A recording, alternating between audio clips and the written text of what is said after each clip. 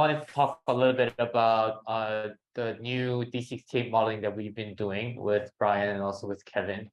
And so before the pandemic, we started working with BioFire to look at the dynamic, to try to model the dynamics of D68. And we were able to predict that in the beginning of 2020 that an outbreak would be likely in 2020.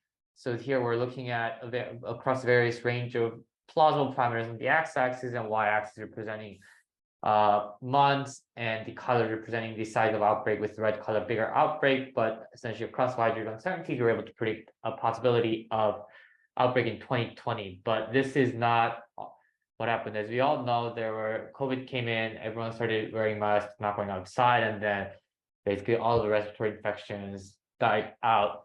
And what this means is that there is going to be an accumulation of susceptibles during the control period, which in turn could lead to a larger outbreak. And for larger outbreak when these controls are lifted up. And as presented earlier, yes. So then we thanks a lot to Claire Midgley and everyone at CDC for guiding us through the various surveillance methods, and we're currently applying to hopefully collaboratively work on the detailed MVSN data by age and geography and so on. But just as a preliminary cut as a proof of principle for this meeting, Daniel just took these series and turned them into a time series. Yes, so we digitized the public from a publication that was on MMWR and then made into time series, and that we do see that roughly after some control period that there was a large outbreak in 2022. And interestingly, when we look at Google mobility data, we do see some signatures of continued sort of a reduction in mobility even along 2022, even though even though the most intense control periods have passed. And so we try to put these kinds of assumptions into a model and then ask whether the previous model could be extended to match the dynamics that we're seeing. And then, so here's, for example, one example where we predict a slightly smaller epidemic in 2018 and then a slightly larger epidemic in 2020. And again, the increased peak can be explained by increase in susceptibles. So we have when we miss an outbreak, so there's much larger susceptible pool than in the beginning of 2022 than 2018, which can lead to a larger outbreak. And then here's a longer term prediction where it goes back to the biennial patterns that we were seeing before. But we also try to do a modeling using slightly different sets of assumptions. Again, the model seems to be able to match dynamics roughly, and then in this case, again, slightly different dynamics of susceptibles and completely different predictions of what might happen in the future. So there's but something we can, something robust that we see across both models is that we don't predict outbreak in 2023, but there is large uncertainty in what's coming up.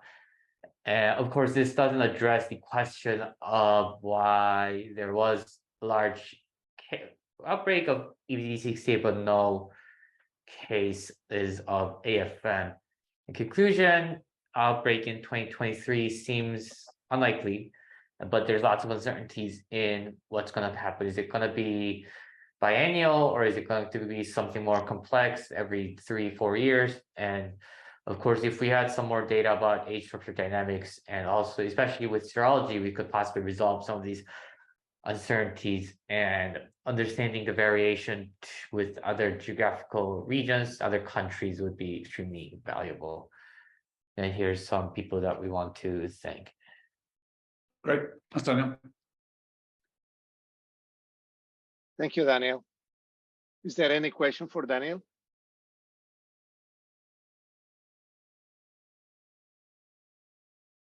So, Daniel and Bryan, so in the last slide, you are proposing basically serological follow-up and serological or seroepidemiology study. So how do you like to achieve that? What would be the approach? There's a couple of folks who are also involved in the premise program coming out of NIH VRC, which has been looking at serology in young children and is continuing to do that. Essentially, if we had the serology, there's quite a bit of past work, a lot by the folks at Imperial actually, showing that obviously there's a little loss of immunity with enteroviruses probably, but it's largely pretty strongly immunizing infection. So this buildup of susceptibles, if we could actually measure that directly, we'd be much more comfortable with the modeling, and that would maybe allow us to project forward. I think it would also be really fascinating to explore the differences that we've seen in the European data and the US data, actually, in terms of the timing of the big outbreak. And that'll be to do with the buildup of susceptibles. So serology from premise or from anywhere else, just because it gives us the other state variables, it gives us this key susceptibility parameter, would be very useful. Age structure would be very useful also, because it would allow us to look at the age structure of last year's epidemic and going forward, in case age structure plays into this enigma about the pathogenicity. Great, thank you so much, Bryan. Any question for Bryan and Daniel?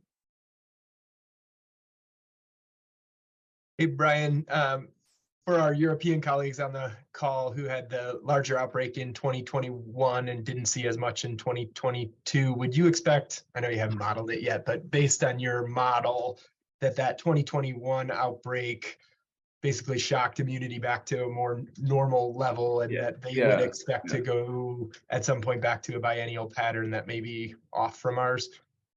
Yeah, I mean, we could certainly, the models could certainly encompass that. That would kind of make sense. And again, the folks at Imperial, Marga Pozzolo and Nick Grassley do lovely work in this area, and they could also look at this. It's good if a bunch of different people do.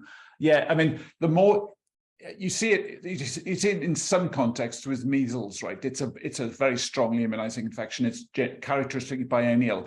But if some other effect really pushes the susceptibles down, there can be a 3-year cadence, and then it'll bounce back. And the difference between Europe and it may just be the stringency of COVID interventions, for example, and there's a lot of data on that. So one could try and predict, without messing around with the model, whether we can get the different patterns by looking at the histories of COVID control in European countries versus the US, for example. Yeah. Any other question for Bryan and Daniel? Yeah, I guess it's Heli here from MPEN and Europe. And working with the seroprevalence data. So I suppose what you are saying, it probably would be extremely useful for us to repeat and do another year post this peak. And I think taking your point, maybe we already would have some data what we could compare between countries and continents. I think it would be a very useful idea, because otherwise the data is just sitting there. Exactly. Well, let us know what you need in terms of but there's a ton of expertise over there where folks could also do this modeling. Yeah, and maybe we could just organize a call with all of us and have a look what we could do. But sounds like a great idea. Fantastic. It'd be great to compare notes.